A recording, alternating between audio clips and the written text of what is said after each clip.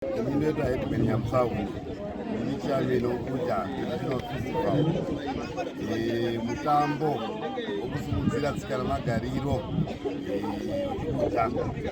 Nyamukapa anaitwa Nyamukapa and vari kumakuruboshwe kwangu ava Sadunhu Rutsito Sadunhu Nyamakope muimbiwo dzimbo dzopa zvichigare zvechivanhu vanonzi vaBiggers.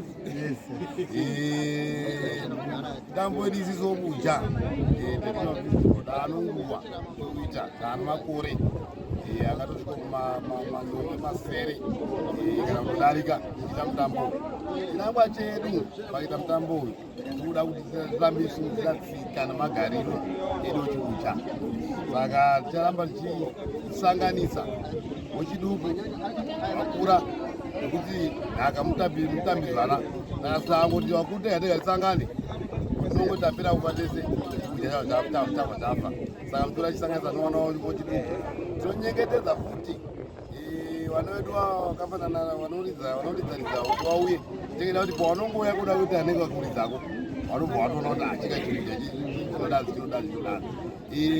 Mutambo wedu uyu uno zvakawanda zvinosanganisira makaona mishonga yaidyiwa kare kare yechivanhu irimo toteedzera kuti zvionewo zviratidziwe kudya kwakafanana narote nhochi matamba mbumi michero yakasiyana siyana tengeda kuti zvioneke ipapa vanoziva kuti kare kare tanga takasimba tisingede kuzvibhadhara asi tanga takasimba taisimba nei. Saka mutambo wedu wechiBuja uyu charamba tichingoita kuti uenderere pamberi gore rega rega tinge chingoti dai tasangana tirambe tichitamba mutambo tichiudza kuti nharaunda yedu yechiBuja yakamira yakadai. Makatarisa kungoma tinotamba ngoma tinakizogezwa vaitamba kadhora vaitamba tsotsa mafuwe chiBuja chakatekechera hapana pochisiri kuzvikoro chirimo pese pana mwana namamuko yanzwa mamuko vananaka wachita mamuko hapana potisiri sikana vechiBuja zirambe zichionekwa dziradzirika kufa kare vanhu vedu tairadzisa kuti pafiwa ngoma vachidziwa saka kuzaizvozvezvo vanaipazuva mbere inobva yaenda kwandi kuti vamambo kuratidza kuti mambo we munhu takagara zvakanaka taanombomuna ashaika asi munhu uyu anga asamusha zvinoda kuti mbere ine vamambo. Saka zvese izvozvezvo tinoda kuti zvirambe zvichimudzira varamba vachiziva kuti zvakamira zvakainasa.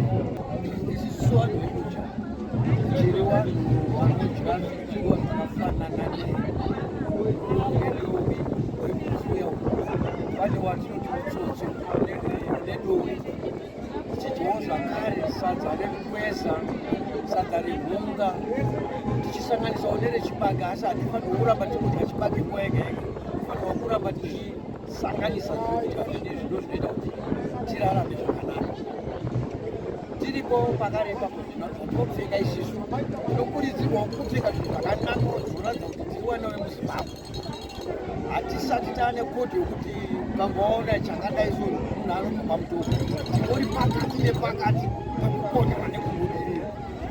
Ndinodaira kuti mashoma iwayo mozva kuti paMutoko tine zvinhu zvakawanda zvatinoita especially kulanguage yedu tinoda chaizvo kuti ibude sine pamusana pekuti vanhu taakumborasana taida kuti chiBuja chedu chinyatsobuda chaizvo nyaya yekumutsana mamuko nyaya yekuita yedzinhamo kuti tinoita sei mudzinhamo dzedu zvese izvozvo tinenge tida kuti zvibude zvakanaka. Sezvo mamutaura atanga kutaura achiti tine ngoma yenzi kwenje ikarira iyoyo inoenda kure. Chainakidza ndechekuti ngoma iyoyo kana munhu akafa panapa ikaridzwa panapa kudhuze nekwanyadire wanoizwa kuti kwafiwa pasi paibva parema. UnoMbuja munhu kana murenda asvika Chatinara chokutanga nechekuti tomutambira tomupa mvura yachimwa. Tamupa mvura yachimwa nokuti mwemusati zoti anoenzara kuti hana tobva taona kuti anogona kanofana kukarirwa matere achikarirwa matere ofanira kupiwa achidya. Takagara pozobikwa sadza achiona roya sadza achidya kana aguta aiwa otaziva kuti munhu aita zvakanaka. Zvokupa mvura yemunhu achimwa ndeyekuti mumwe musi mumwe hagona kukumbira mvura yekumwa asi anogona kusvika aine nyota osvika unogarapo. Saka mumwe munhu anogona kufendera nekuti ane nyota asi akatadza kuikumbira. Saka isusu maBuja toziziva kuti chinhu chekutanga kupa munhu mvura yekumwa kuti ambotonodze. So munhu ari kufamba peno nzendo dzaafamba dziri kure osvika ungogara asina kuwana mvura iyo. Saka ukapa mvura yekumwa unoziva kuti pane chimwe chikamu zvanambokavhawo kuti chiwana kubikira chikamu. Muno MaBuja tsika nemagariro enyika yeZimbabwe anongoitwa nemunhu wese kuwanana kana kuti kuroorana chinhu chakakosha munyika yedu yeZimbabwe. Vanhu vanokurudzirwa kuroorana vaita mhuri dzavo nekuti mhuri ndiyo inoumba nyika.